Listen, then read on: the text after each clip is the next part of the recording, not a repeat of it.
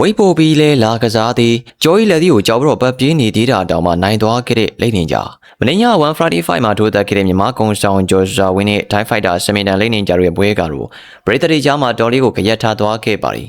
ကျော်ကြီးတယောက်စမင်တန်ရဲ့လူလဲကြားမှုတွေနဲ့ဝေသားစည်းယူမှုတွေကိုအကောင်းဆုံးရင်ဆိုင်ခဲ့ပြီးမြဲဒိုင်လူကြီးရဲ့ဆုံးဖြတ်ချက်ကြောင့်နိုင်ပွဲနဲ့လွဲချော်ခဲ့တာဖြစ်ပါသည်ဒီပွဲမှာအဆိုးဆုံးကတော့ weight ကိစ္စပါပဲ flyweight မှာထိုးဖို့ကျော်ကြီးကိုအရင်ဆုံးစိန်ခေါ်ခဲ့တာက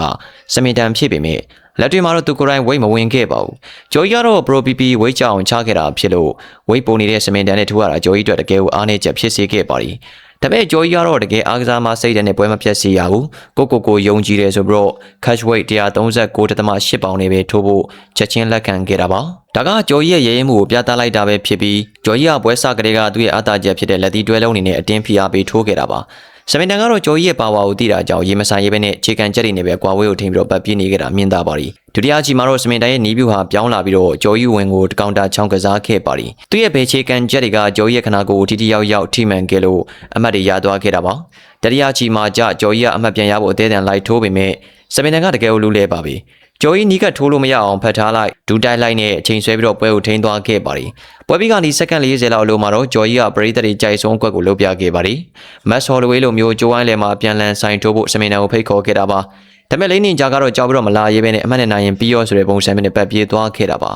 နောက်ဆုံးမှာတော့ဒိုင်သုံးဦးစလုံးကစမင်တန်ကို UD နဲ့အနိုင်ပေးလိုက်ကြတာကြောင့်ကျော်ကြီးအတွက်ကတော့တကယ်ကိုနှမျောစရာပါပဲဒီညမှာကျော်ကြီးပွဲအပြင်တခြားစိတ်ဝင်စားစရာတွေအများကြီးရှိခဲ့သေးတာဖြစ်ပါရီဝါရင်ညီနာအိုအနေနဲ့ရုရှားဖိုက်တာအီမန်ဂါဇာလီယက်ကိုဒုတိယအချီမှာလဲထိုးခံလိုက်ရပါရီဒါပေမဲ့အီမန်ကလည်းဝိမဝင်ခဲ့လို့အနိုင်ရခဲ့ပေမဲ့ချန်ပီယံကပတ်တော့မရခဲ့တာပါရန်ဗိုလက်ကနဗီကိုအမှတ်နဲ့နိုင်ယူပြီးတော့ဘန်နဝိတ်မွေထိုင်းချန်ပီယံတစ်ဖြစ်လာခဲ့တာပါ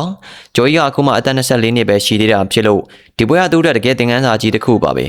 စမင်တန်လိုဝိုင်းအနေနဲ့ထိုးတဲ့အခါမှာခြေကန်ချက်ကာကွယ်ပုံတွေနဲ့ clinch ရုံထွက်တာတွေကိုပို့ပြီးတော့ပြင်ဆင်ရအောင်မယ်ဆိုတာတွေ့ခဲ့ရပါတယ်ပွဲပြီးမှာတော့ကျော်ကြီးကအရာအလုံးကကောင်းဖို့အတွက်ဖြစ်လာတာပါနိုင်အောင်မလုပ်ပေးနိုင်လို့တောင်းပန်ပါတယ်ပရိသတ်တွေအတွက်ဒီထက်မကပိုစူးစမ်းသွားအောင်ပါလို့လူမှုကွန်ရက်မှာရေးသားခဲ့ပါတယ်ဒီလိုစိတ်ဓာတ်မျိုးနဲ့ဆိုရင်ကျော်ကြီးတယောက်မကြခင်မှာပိုကောင်းတဲ့ပုံစံနဲ့ပြန်လာနိုင်မှာအသေးချပါရှုံးတာနိုင်တာကရလဒ်တစ်ခုပါပဲကိုနဲ့မရင်းနှီးသေးတဲ့ weight တန်းမှာ၃ကြီးစလုံးပြိုင်ဘက်ကိုအသက်ရှူမဝအောင်ဖိအားပေးထိုးသက်ပြသွားခဲ့တဲ့ကျော်ကြီးအတွက်ဂုဏ်ယူရပါတယ်ခင်ဗျာဒီပွဲကသင်ခန်းစာတွေယူပြီးတော့ဒီထက်ပိုတိကျတဲ့ဒီချက်တွေပိုကောင်းတဲ့ပုံစံတစ်ခုနဲ့ပြန်လာနိုင်မယ်လို့ယုံကြည်ပါတယ်လိမ့်နေကြလို့ weight ကလည်းပိုဂျိုဝိုင်းနဲ့လည်းပတ်ပြင်းနေတဲ့ကစားမကိုလောက်ထိအသာစီးကစားပြနိုင်တာနဲ့တင်ကျော်စွာဝင်းကိုထင်ကြီးရမှာဖြစ်ပါတယ်ဒါပြင်ကျော်ရဲ့လက်သီးချက်ကြောင့်လိမ့်နေကြရိုင်ထွက်သွားပြီးဒူကွေကြသွားပြီးမြဲအမတ်စင်မရေခဲ့တဲ့ဂျိုဝိုင်းတိုင်ကိုလည်းမေကွန်ထုတ်ရမှာဖြစ်ပါတယ်ခင်ဗျာ